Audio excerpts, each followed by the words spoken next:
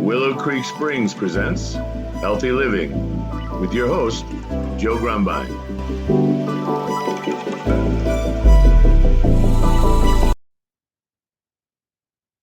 Well, hello and welcome back to the Healthy Living Podcast. I'm your host, Joe Grumbine, and today we're going to jump into a topic I've been wanting to get to for a while now, and I'm just going to do it. You may or may not know, I've been a formulator for a company called Willow Creek Springs for more than 20 years, and we make natural skincare products and herbal remedies and things like that. And one of the things that really makes a difference, obviously, well, maybe not so obviously, are the ingredients that we use. And, my wife and I have been doing this for more than 25 years, actually. And we actually grow a number of the ingredients that we use in our formulas. Now, we've got a lot of different kind of formulas. We've probably over 100 different products, and they vary from lotions and creams to pain relieving products to elixirs, capsules, all kinds of different things. And I really haven't gotten into that yet. And I found it kind of interesting because we also use CBD in a lot of our products, and they work whether they have CBD or not, but as an ingredient, CBD provides a lot of value, and we'll talk about that in the future. And it's funny because I've had actually a couple of people reach out to me with potential guests that were the owners of similar companies. And I've actually had on as guests um, owners of companies that do offer natural products, but never were they that similar to what we do. The CBD company, I kind of said I just think we should not have them on as a guest because they're really direct competition, and frankly, that's not, Willow Creek Springs is actually the sponsor of this podcast, and so it wouldn't make sense to have um, direct competition come and be a guest on the show talking about how great their company is. But it's all right. If they really wanted to come on, I'd probably let them. But I never heard back. So the ingredients makes a huge difference when it comes to making these kinds of products. These are not big giant commercial, Bengay or Altoids or whatever, a big giant commercially produced product. These are small batch, made in a small little kitchen, handcrafted. We don't have any big machines producing this stuff. We use small equipment, and still come up with a world-class product if I do say so myself. And again, I think a lot of it has to do with the ingredients, the formulations themselves, maybe the intent of what is going on while we're making the product themselves. A lot of things are at play, but I've had for 25 years over and over and over clients come to me and say, your product's just like this other guy's. I don't know why yours is so much better. And I always have to come back to, well, we do our best to make the best product that we can, and that includes using quality ingredients. So whether we use fresh herbs or an herbal concentrate or essential oils or isolates, crystals. There are so many different ways that you can use ingredients, and there's various reasons why you would use different ones. Today, I want to talk about peppermint, and you think yourself, how cute, how quaint. Peppermint, very common, easy to grow herb. Many people have it growing in their yard, in their garden, in a pot, wherever. Um, it's actually a hybrid mint. That's mentha times piperita. And this is a very, very versatile ingredient. That's one of the reasons I want to talk about it up front, because there's quite a bit to talk about. Um, and as an herb, there are just a lot of ways peppermint is used. I want to get into those. You know, I don't mind talking about what I do, how I do it, share with clients. I actually consult clients on formulating products. I do custom formulations. I work with people that, have their own recipes, all different levels. So the conversations go across the spectrum as far as, um, everything from making a tea to using um, concentrates that have a very specific ratios and very specific formulas. So to start off, peppermint is a culinary herb. It's a flavoring agent. It tastes good. They use it in all kinds of food products, candies, chocolate, desserts, all kinds of teas, even savory dishes. It's one of the things I use it for as an ingredient in elixirs, um, because a lot of them have a bitter taste because of the herbs that are used.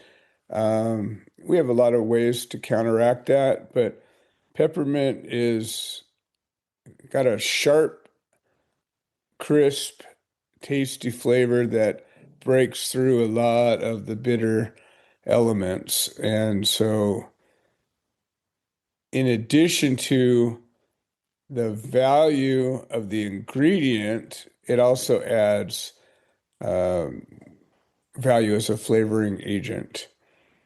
Um, Now, the essential oil is often used to flavor, beverages, adds minty taste to sausage, marinades, all kinds of things. You can use peppermint essential oil for a lot of things. There are many different grades of peppermint essential oil, and I have found a really good one from a reliable source that I use, and it smells and tastes just like a candy cane, really tasty, delicious, and effective. Um, so medicinally, peppermint has got a lot of values. Um, One really common, house folk medicine is its ability to soothe digestive issues.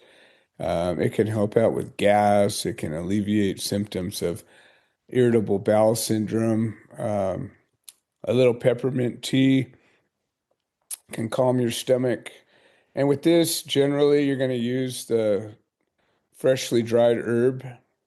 You could put a little essential oil in if you needed to, but it usually the fresh dried herb imparts a strong flavor and a good value.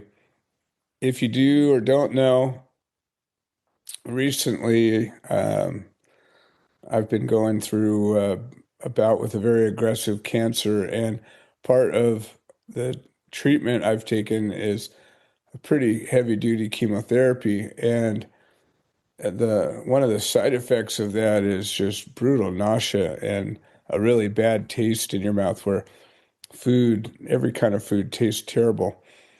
And I've found that peppermint has been instrumental in both calming my nausea and helping to offset that taste. And little peppermint mint or a little essential oil, or I've mixed up some drops that have CBD and extra peppermint just for that purpose. Um, really effective and quick acting. And so when it comes to using this ingredient, I use it in many of my elixirs. And one of the things peppermint also does is it acts as a catalyst. And a lot of times I'll have different combinations of herbs and I'll put in something like ginger or um, peppermint or cayenne. All three of these ingredients can act as a catalyst, meaning they give a little extra kick. I think it has to do with bioabsorption. It opens up channels so that your body can absorb the other ingredients better. I think it also may work energetically.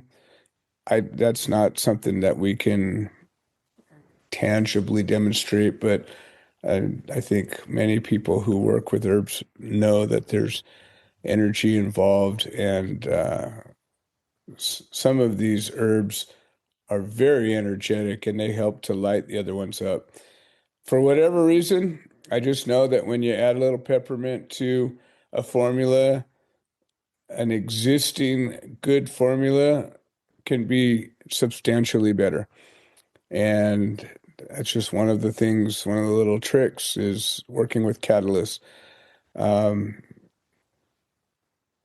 Headache relief, can be a really great addition. If you get a headache, even a migraine sometimes, you can just take a little bit of peppermint oil into a carrier. You generally don't want to put straight essential oils uh, on your skin directly or consume them directly, but you'll add them to a few drops to a carrier. It could be MCT oil, hemp seed oil, olive oil. There's any number of good carriers, coconut oil, and just put a little bit under your temples. And you could use quite a bit of essential oil with a little bit of carrier, but it makes all the difference in the world. And it can cause a headache to diminish, and it can also cut through even, if you can catch it early, especially a migraine, if you get into a cycle of pain and you peppermint oil can help break that. But we also use it again, our headache relief elixirs and many other ones. Respiratory support. I have an amazing respiratory support formula, both an elixir and a capsule. And peppermint is absolutely one of the ingredients in it. And, it helps to clear nasal passages, helps to ease breathing. It's a natural decongestant.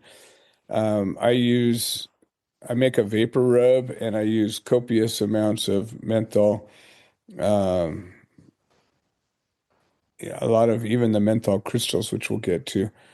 Uh, well, we can get to it right now. So the essential oil is a liquid, kind of an oily extract, evaporates fairly quickly, but that oil can be concentrated into menthol crystals, which are solid. They look like salt crystals or big sugar crystals, and they're super fragrant. They're super concentrated, and gram for gram, you get more bang for your buck out of the menthol crystals.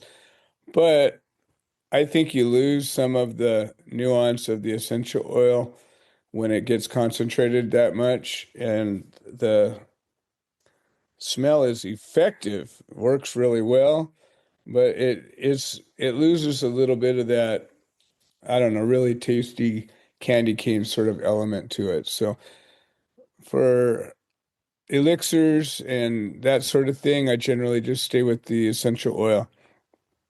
We'll get to topicals and things like that in a bit. But really a great addition for respiratory support. Um, I use it for my elixir, and you can taste it. And when you breathe in, you just really feel it. It's cool, and it opens up your air. It helps to open up your airways. And again, it helps the other herbs work better as well. Um, and even something like a Vicks vapor rub or mentholatum, it's full of menthol.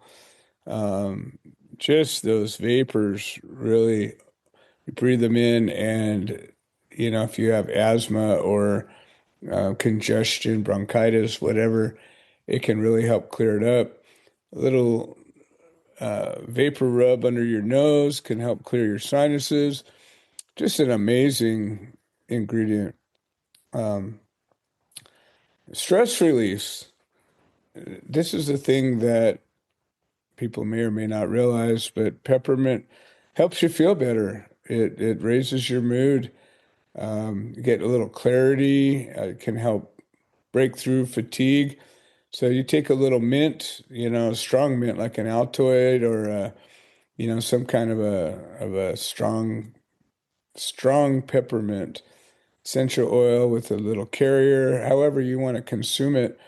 Um, Even put a little dab under your nose and just smell it as an aromatherapy treatment, and you can knock out, especially like if you're dozing off while you're driving, or trying to study, or any time when you're dragging ass for whatever reason, um, or you're stressed out and you're just depressed, whatever, it can absolutely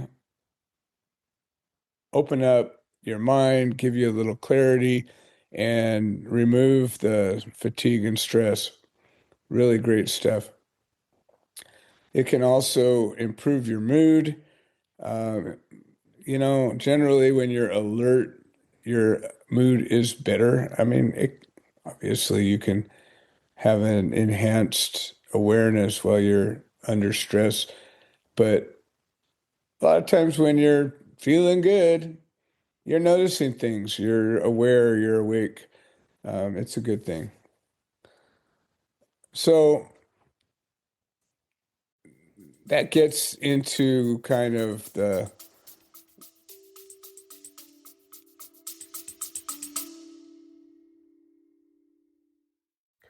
Hi, this is Joe Grumbine, and I wanted to share an update. The platform that hosts this podcast has made some changes to the subscriber settings, and we have a number of subscriber-only episodes that we offer to the supporters, and for a minimum of $3 a month, we can get you signed up. And if you're already signed up and you're having some kind of trouble locating these episodes in the other platforms, I would say maybe the best answer is to unsubscribe and then resubscribe. I'm sorry for the hassle. I don't have any way to make a change, but I'm very grateful for all the support. Thank you.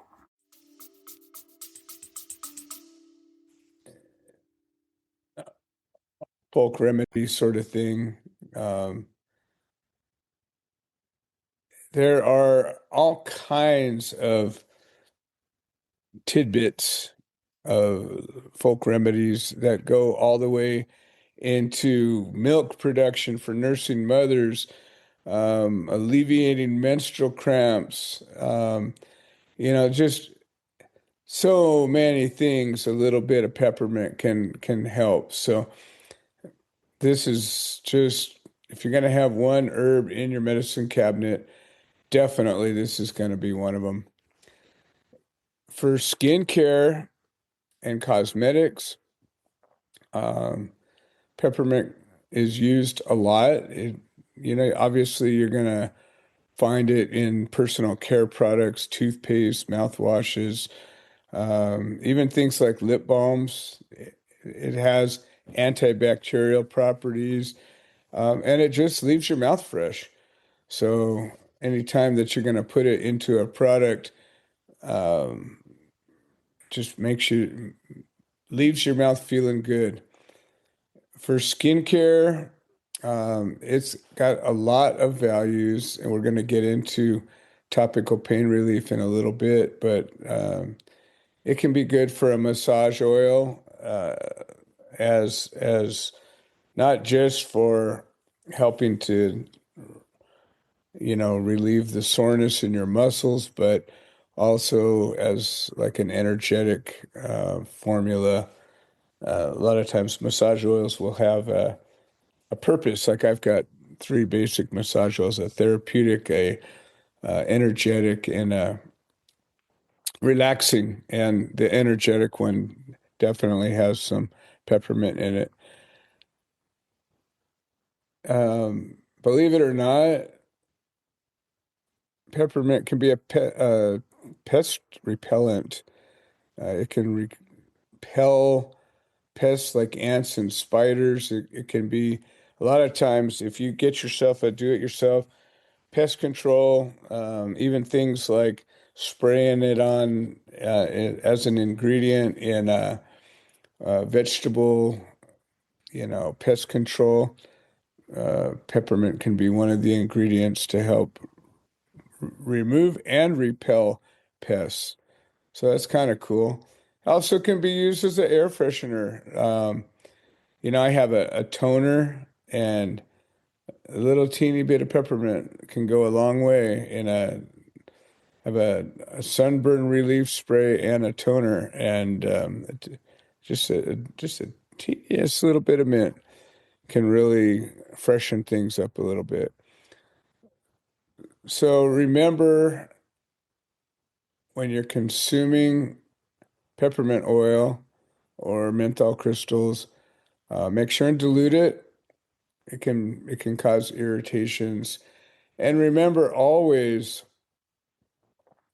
anytime you're using an herb topically or consuming it, always try a little bit. Although it's very unusual, some people are sensitive. And, we'll talk about capsaicin in the future, and a lot of people are sensitive to that. So, not everybody can handle it. And it's definitely something that you got to make sure that, you're okay with. As pain relief, peppermint has a particular value. It actually has a cooling sensation, a cooling effect on the skin or even mucous membranes, and it can distract the brain from pain. It's called a counter irritant, and the cooling effect actually activates the TRPM8 receptor, which is responsible for sensing temperature changes. So when you put a lotion or a cream or a roll-on or whatever that has peppermint oil in it, it literally causes a cooling effect, which can make all the difference in the world. As a pain reliever, it actually has analgesic properties. It can increase blood circulation. And when you do that, that can enhance your pain relief. It can also modulate pain perception. like we were talking about as a counter irritant, um, different receptors and pathways within the nervous system, this peppermint oil can affect. So when you put it on, you got a bruise, or you're sore for whatever reason, you twisted your ankle, you got a sore neck, whatever it is, and you put it on, the first thing you feel is that coolness. And then after a while, you'll find that it just doesn't hurt so much. And again, a lot of times it just overwhelms the nerve endings with the sensation and floods those receptors and makes it feel cool instead of the pain. Really kind of cool. It's used in a lot of different formulas, all different kind of oils, creams, balms to relieve muscle ache and soreness, and it has a soothing effect for stiffness, strains, even just soreness after exercise. Again, we talked a little bit about headaches. With migraines in particular, nausea can be a factor. And thank God I've never had migraines, but I know a lot of people who have. And the pain can be so overwhelming that, it can bring about nausea. And the peppermint can help to back that off a little bit. Joint pain and a lot of different formulas. Um, Peppermint oil actually has anti-inflammatory properties. And so, in addition to other ingredients, peppermint oil can help to reduce swelling and thus affect the pain around joints and muscles. It can make a big difference. There are even studies that say peppermint oil can help alleviate menstrual cramps when massaged into the abdomen, or even drinking the tea. We talked a little bit about, folk medicine, but when you get into studies, you're having another conversation. It's not just about, um, you know, Aunt Sally or Grandma used to use this. Um, you do a study on something and you start to collect data, and you get a sense of, is this something that works or not? And definitely, this has got value here. Even neuropathic pain. So one of the side effects of the chemotherapy that I've had is some neuropathy in my hands and feet. And I have some numbness both in my hands and feet, my feet worse. And so sometimes I will take, and I get itchiness even.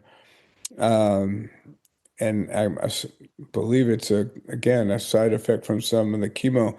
But I make a lotion that has a lot of cooling agents in it, and peppermint oil is one of them. And I'll put that on the bottom of my feet, and I'll put that on my legs where they're itching, and within seconds, minutes for sure, it will go away dramatically, and quickly. So again, you can make your own. You can just put a little peppermint oil into, you know, coconut oil, jojoba oil, hemp seed oil, olive oil, and just rub it right on.